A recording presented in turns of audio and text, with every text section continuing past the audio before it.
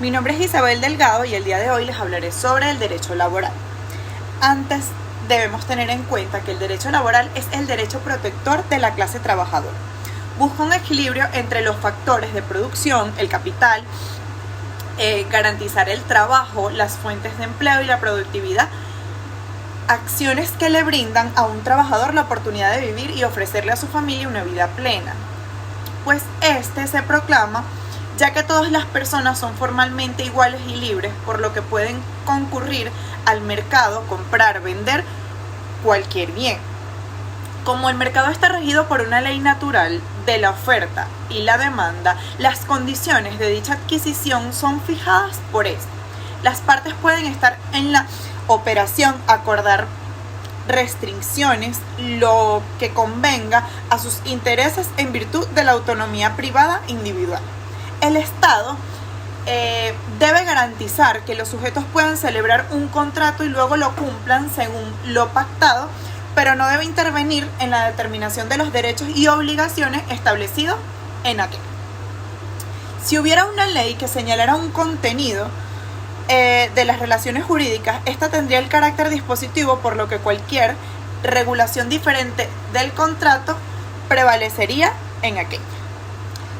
El origen del derecho en Venezuela. En el mundo antiguo, en las comunidades primitivas no existe un término como el trabajo, como el de hoy en día lo englobamos en actividades diferentes, asalariadas y no asalariadas, penosas y satisfactorias, necesarias para ganarse la vida solo para cubrir las necesidades propias. El trabajo ha existido desde siempre. Pensemos hoy en día y veamos, hay un trabajo ahora mismo. En cada época se han dado las características de unas formas de llevar el trabajo diferentes en un mundo como se trabaja antiguamente. Por ejemplo, tenemos un mundo antiguo. El trabajo sobre Grecia y Roma se caracterizaba por la esclavitud, que se suponía que era la consideración del esclavo como un simple bien de su dueño, junto a ella un tipo de servidumbre. En Grecia eran los ilotas, los espartanos, carentes de libertad en cuanto pertenecían a una comunidad esparta, gozaban de derechos económicos. En Roma el trabajo se basaba en el esclavo. El estatus del esclavo podía ser el nacimiento, cautividad en guerra, condena de pena, faltas de pagos de impuestos, entre otras cosas. Las nuevas generaciones crecen en un ambiente donde el trabajo, aparte de necesario, comienza a considerarse como un bien social, un sustento casi única y obligatoria. Durante la Edad Media surgió el famoso feudalismo y se basaban en grandes extensiones de tierras cuya propiedad pertenecían al estado de la nobleza y debían, por lo tanto, pagar altos intereses para poder vivir y sobrevivir.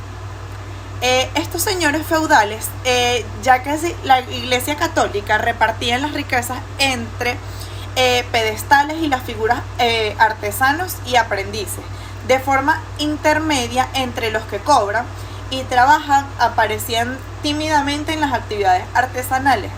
Estos autónomos medievales movían en la frágil frontera ambos bandos, siempre con el medio de parecer demasiado rico o demasiado pobre.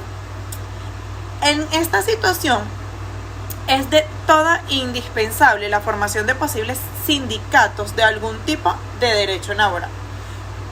Fue al final de la Edad Media cuando surge, gracias a la Revolución Industrial, una nueva ideología que viene a decir que la riqueza no se centra exclusivamente en tener o no tener propiedades de tierra. Según el periodo de 1917 hasta estos días, comienza propiamente el 26 de junio de 1917 con la Ley de Talleres y Establecimientos Públicos. Anteriormente, las leyes de minas habían sido establecidas de forma regular las relaciones entre el trabajador y el patrono, conteniendo disposiciones muy particulares referentes al trabajo, en especial la ley de 1915, que estableció un sistema de recuperación de accidentes de trabajo que sirvió de base para la ley del trabajo de 1928. La ley de talleres y establecimientos públicos muestra una moderna legislación laboral que comienza propiamente en esa fecha.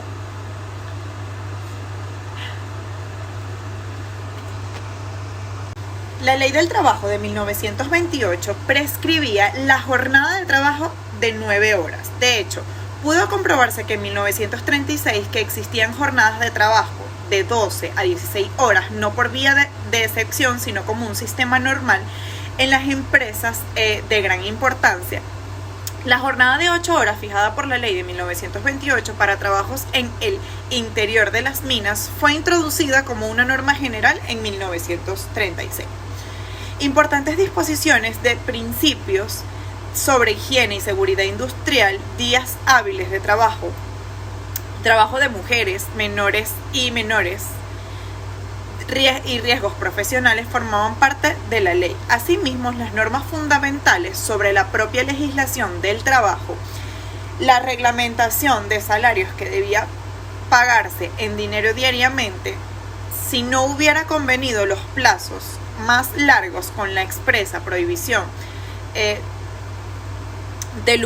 lugares de recreo, tabernas, cantinas o tiendas o pulperías, ciertas reglas muy diferentes sobre conflictos colectivos y la prohibición de las asociaciones profesionales de federarse en partidos extranjeros.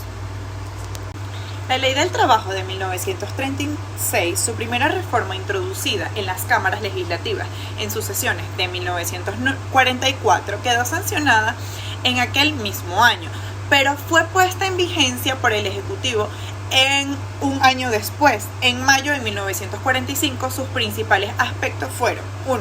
En cuanto a los servidores del Estado y demás personas colectivas del derecho público, y el proyecto de acogida de sección integral del reglamento respecto a los funcionarios y empleados públicos daba validez legal a la tesis del nombramiento como determinante de carácter de empleo público. 2. Imponía la mayor claridad en las obligaciones de las empresas contratistas que realizaban obras inherentes o conexas a la actividad que se dedicaban entre ellas. 3. Excluía a los trabajadores del campo del texto legal y dejaban a los integrantes sometidos al decreto reglamentario que, según la previsión constitucional, incorporaba la ley o la reforma que dictaba el Ejecutivo. 4. Sistematizaban las disposiciones relativas y la duración de la terminación del contrato de trabajo. 5. Introducían la ley del sistema de participación los beneficios de las empresas, regido entonces el 17 de diciembre de 1938. Más que una participación, las utilidades había establecido primarias anuales sobre el salario. 6. Adoptaban las normas fiscalizadoras del movimiento del sindicatos contenidas en el proyecto de código de modificaciones importantes, entre las cuales fueron la inmovilización en favor de los dirigentes sindicales con prohibición de regirlos por más de 2 años. 7. Suprimían las leyes de las normas procesales, haciendo el envío de la ley orgánica a tribunales de procedimiento del trabajo que adoptaban en 1940.